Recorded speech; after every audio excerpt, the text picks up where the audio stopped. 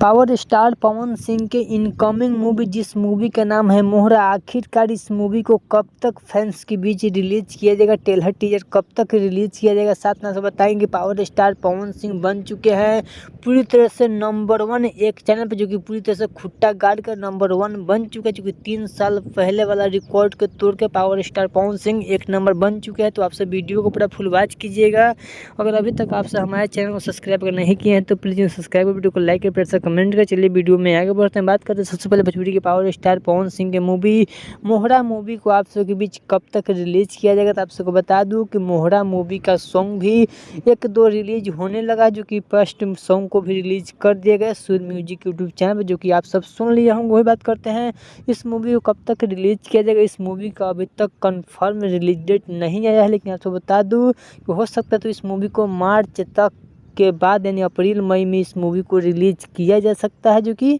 आप सब इस मूवी को देखिए, काफ़ी मज़ेदार मूवी होने वाला है। पावर स्टार पवन सिंह, वही बात करते हैं कौन सा चैनल पे power star Pawan Singh number 1 बन चुके हैं। तो आप सबको बता दूँ कि भोजपुरी के पावर स्टार पवन सिंह के आज से 1 साल पहले एक सॉन्ग को रिलीज़ किया गया था, जिस सॉन्ग का नाम है सरिये, जो कि